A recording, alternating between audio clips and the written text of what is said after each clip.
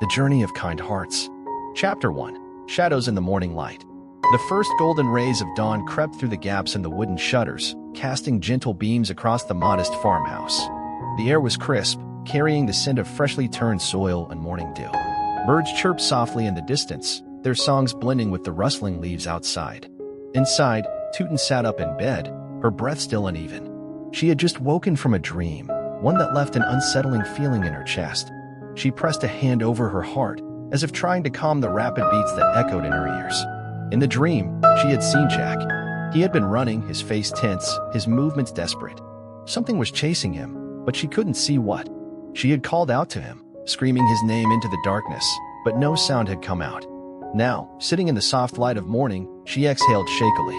It was just a dream, she whispered to herself. Only a dream. But the anxiety did not fade. It clung to her like morning mist, impossible to shake. She glanced toward the window, where outside, her kittens played near the wooden fence, tumbling over each other in a playful heap. Vang, her loyal dog, sat nearby, his ears perked up as he watched them. Seeing them gave her a sense of stability. She had responsibilities, work to do, animals to care for. She could not afford to be lost in the world of dreams and worries. With quiet determination, she got out of bed and prepared for the day ahead. Chapter 2. Life on the Farm, the Weight of Responsibilities. The farm stretched out in rolling fields of green, rows of potato plants standing tall under the rising sun. Tien walked between them, checking the leaves for pests, feeling the rich soil beneath her bare feet. She had always loved the farm, but she also knew how demanding it was. Every day was a battle against time, against the elements, against the unpredictability of nature.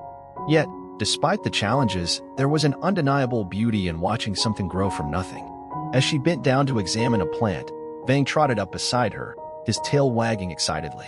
"You're in a good mood today," she said, scratching behind his ears. "Are you ready to help me?" Vang barked once, a short, cheerful sound. Tien chuckled. "I wish you really could help, but I suppose I'll have to do the hard work myself." Her hands moved expertly through the plants, plucking out weeds and loosening the soil. She worked in silence for a while, letting the rhythm of farm life soothe her thoughts. But in the back of her mind, the dream of Jack still lingered. Chapter 3. Jack's New Beginning. Far away, in a bustling foreign city, Jack stepped off the plane, inhaling deeply as he took in his surroundings. The air was thick with the scent of newness, of ambition, of opportunity.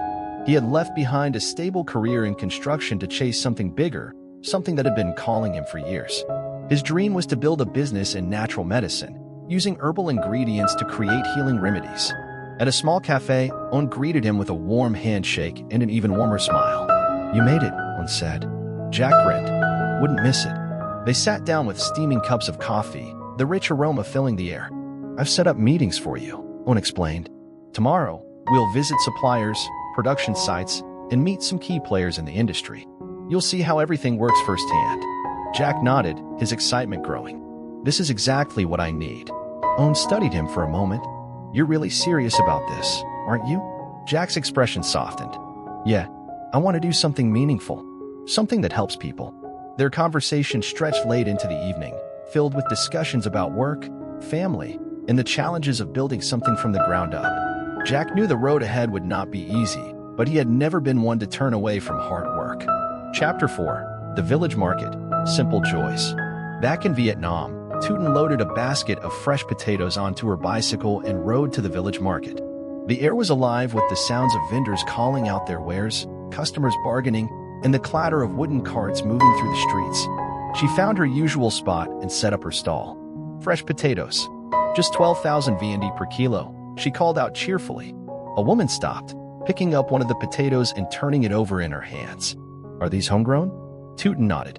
"Yes, straight from my farm. They're golden inside and perfect for cooking." The woman smiled. "All right, give me 2 kilos.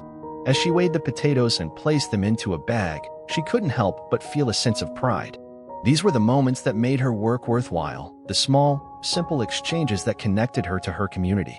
By midday, most of her potatoes were sold. She packed up the remaining ones, setting aside a few to bring to Jack's mother. "She'll love these," she thought, already imagining the warmth of their conversation over a home-cooked meal. Chapter 5. A Call Across the Distance. That night, Tien was peeling potatoes when her phone rang. She wiped her hands on her apron and picked up. "Mom, it's me, Jack's voice came through, slightly hoarse. "Jack, my boy, I've missed you so much." Tootin snatched the phone from his mother's hands. "Jack, why didn't you call earlier? We were starting to worry." Jack chuckled. "I figured you were too busy selling potatoes to answer." She rolled her eyes. "And what about you? Have you been taking care of yourself?" The conversation flowed naturally, filled with laughter and warmth. They talked about work, about food, about the little things that made up their daily lives. Even though miles separated them, in that moment, it felt like they were sitting at the same table, sharing stories over a meal. Chapter 6. The journey continues. In the days that followed, Jack threw himself into learning.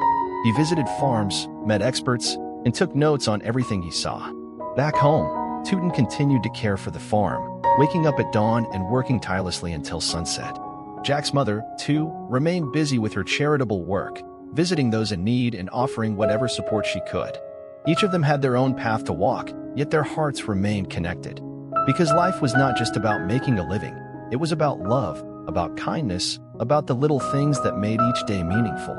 Their journey was far from over. It was a journey of kind hearts, bound together by love, hope, and the quiet promise to never let distance change what truly mattered. This extended version dives even deeper into character emotions and motivations, adding more vivid descriptions and a richer narrative. It should last well over 30 minutes when read aloud with a natural pace and emotion. Let me know if you'd like any modifications. Smiling face with smiling eyes. Banda NOI. Ben hay mo rong NOI dung them viet di han hay tap trung veo ka chin jua tu tien vajak. ChatGPT de NOI. Dui de la fin ben mo rong han nua, tap trung sao han veo mwa kwani jua tuten vajak. Ka chi kong chi mo ta han trin kan en kwa homa kan kak hoa aro han tin cam.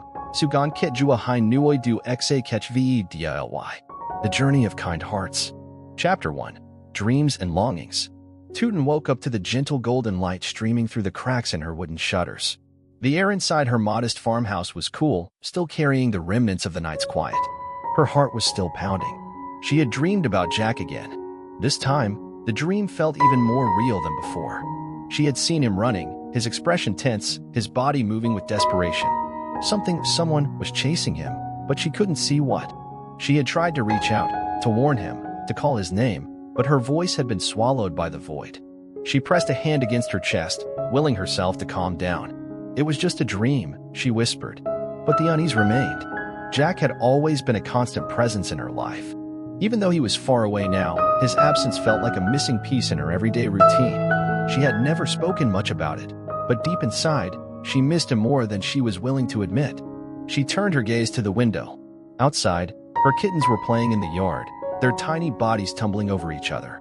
Vang, her loyal dog, was lying nearby, watching them with his usual calm demeanor. Tootin sighed. "I can't let myself get lost in these thoughts," she murmured. "Jack has his own journey, and I have mine." With that, she pushed away her lingering emotions and got up to start the day. Chapter 2. The Weight of Responsibilities. The scent of damp soil and fresh leaves greeted her as she stepped out into the fields. Rows of potato plants stretched before her, their green leaves glistening with morning dew.